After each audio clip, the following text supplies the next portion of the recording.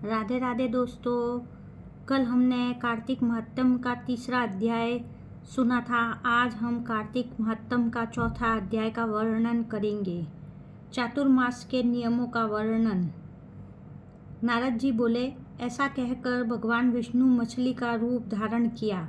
विंध्याचल पर्वत पर तप कर रहे महर्षि कश्यप की अंजलि के जल में जा पहुँचे। महर्षि कश्यप ने दया करके उसे अपने कमंडल में रख लिया। जब उसने बड़ा रूप धारण किया तो उन्होंने उसे कुएं में डाल दिया।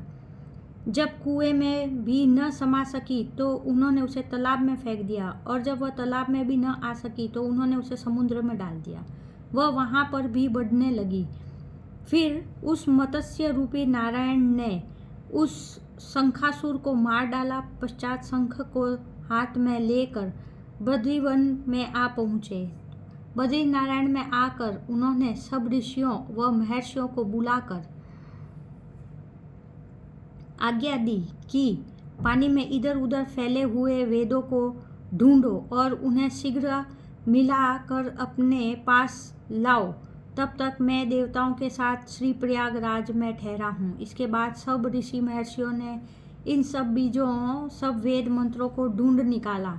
उन वेदों में से जो जो भाग जिस जिस ऋषि को मिला वह उसी ऋषि के नाम से हो गया। उस भाग के उसी दिन से वह ही ऋषि कहलाए। सब वेदों को लेकर ऋषि महर्षि प्रयागराज में आए।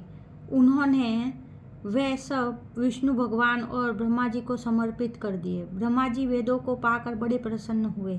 उन्होंने देवताओं और ऋषियों के साथ अश्वमेध यज्ञ किया।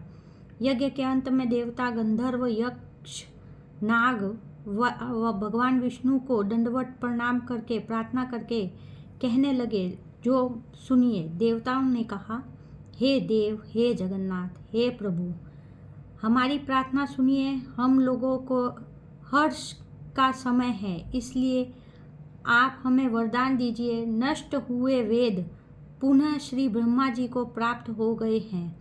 हे लक्ष्मीपते, आपकी अनुकंपा से हम देवताओं को यज्ञ का भाग भी मिला है। यह स्थान आपके प्रसाद से आज पृथ्वी भर में सर्व प्रधान, पुण्य को बढ़ाने वाला, मुक्ति और भक्ति प्रदान करने वाला है। ब्रह्म हत्या आदि पापों को नाश करने वाला, परम पवित्र और अक्षय फल देने वाला है। ये वरदान हमें दीजिए। भगवान विष्णु ने कहा, जो कुछ आप लोगों ने कहा वह मेरे लिए भी ध्येय है। जैसा आप लोगों ने कहा कि यह स्थान आज से ब्रह्म क्षेत्र के नाम से पुकारा जाएगा। इस स्थान पर गंगा और सूर्य पुत्री यमुना का संगम होगा। मैं श्री ब्रह्मा जी सहित यहाँ पर निवास करूँगा। यहाँ पर किया हुआ जप, तप, दान महान फलदायक होंगे। पहले जन्म में किए हुए पाप, ब्रह्म हत्या आदि भी इस तीर्थ राज में स्नान करने से नष्ट हो जाएंगे। जो लोग अपने पिता आदि को वहाँ लाकर तर्पण और श्राद्ध करेंगे, उनके पिता मेरे स्वरूप को प्राप्त करेंगे। वह तीनों प्रकार की मुक्ति को प्राप्त करेंगे। मकर संक्रांति पर माघ मास में प्रातःकाल यहाँ आकर स्नान करने वालों के दर्शन मात्र से सब पाप नष्ट हो जाएंगे। ठीक उसी समय जिस तरह सूर्य के तेज से अंधकार नष्ट हो जाता है। हे मुनिवर, मेरे वचन ध्यान से सुनिए। मैं सर्वत्र व्याप्त रहता हूँ, भी हमेशा बद्री नारायण में निवास करता हूँ। सैकड़ों वर्षों तक किसी दूसरे स्थान पर तप करने का जो फल मिला है वही फल यहाँ एक दिन में मिल जाएगा।